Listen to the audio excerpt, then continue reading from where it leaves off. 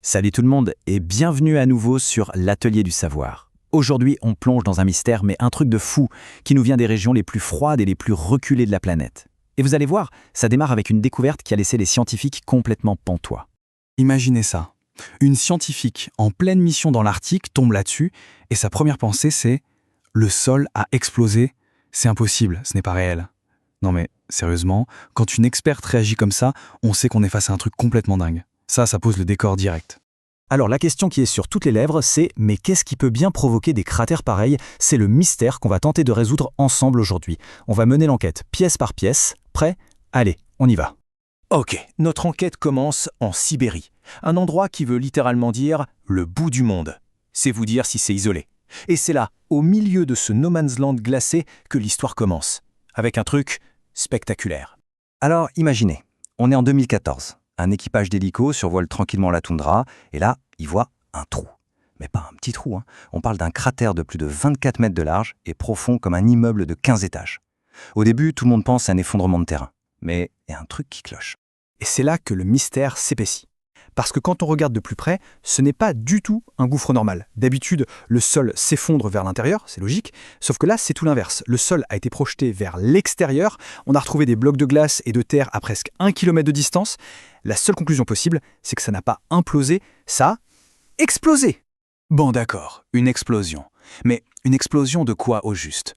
Pas de traces de météorites, ce n'est pas une zone volcanique. Pour trouver la réponse, les scientifiques ont dû descendre tout au fond de ce cratère.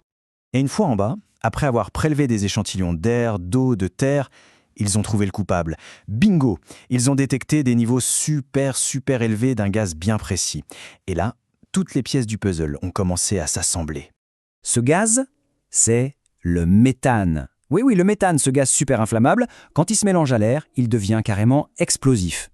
Du coup, les scientifiques ont compris, sous terre, une gigantesque poche de méthane s'est formée, la pression a grimpé, jusqu'à ce que, kaboum, le sol explose de l'intérieur. Ils ont littéralement appelé ça une bombe au méthane géante. Ok, super, on sait ce qui a explosé. Mais ça soulève une autre question, encore plus importante. D'où vient tout ce méthane ? Et surtout, pourquoi est-ce que ça explose maintenant ? La réponse, elle ne se trouve pas à la surface. Il faut regarder ce qui se passe en dessous, dans le sol gelé de l'Arctique.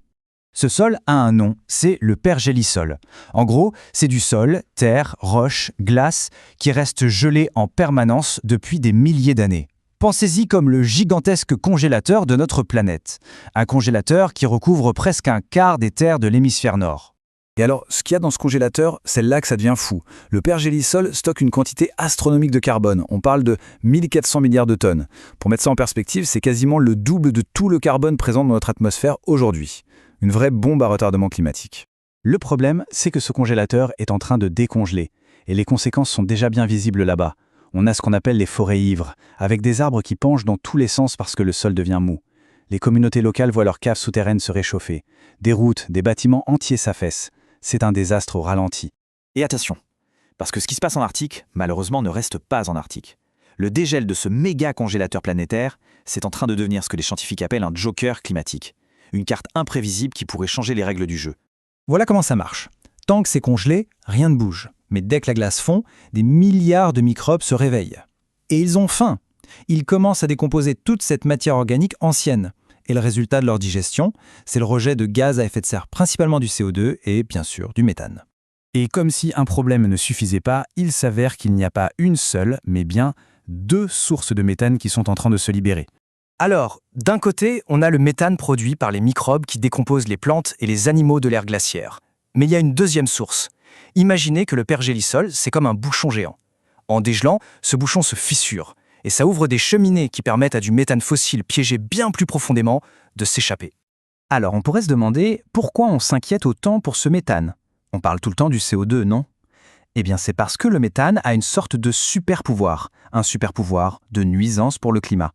Le voici, son super-pouvoir. Une molécule de méthane est environ 30 fois plus efficace pour piéger la chaleur que le dioxyde de carbone. C'est énorme. Si le CO2 est un marathonien du réchauffement, le méthane, lui, c'est un sprinter surpuissant. Il fait énormément de dégâts très vite.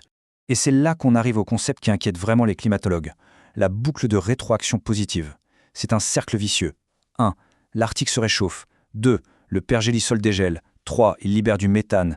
4. Ces gaz réchauffent encore plus la planète, ce qui bien sûr accélère le dégel. Le système s'auto-alimente. Et le pire dans tout ça, c'est que ce phénomène est si complexe que la plupart des modèles qui prédisent le climat futur ne l'incluent même pas correctement. C'est un joker effrayant, une variable inconnue qui pourrait rendre le futur bien plus chaud que ce que l'on prévoit. Finalement, ces cratères qui explosent, ce ne sont pas juste des faits divers géologiques. Ce sont des avertissements, des tirs de semonce que l'Arctique nous envoie. La question qu'il nous pose, c'est est-ce qu'on est en train d'écouter ? Voilà, c'est tout pour aujourd'hui. Si cette plongée en Arctique vous a plu, n'oubliez pas de mettre un like, de partager et surtout de vous abonner pour ne rien rater. Dites-moi en commentaire ce que tout ça vous inspire. On se retrouve demain, même heure. D'ici là, salut!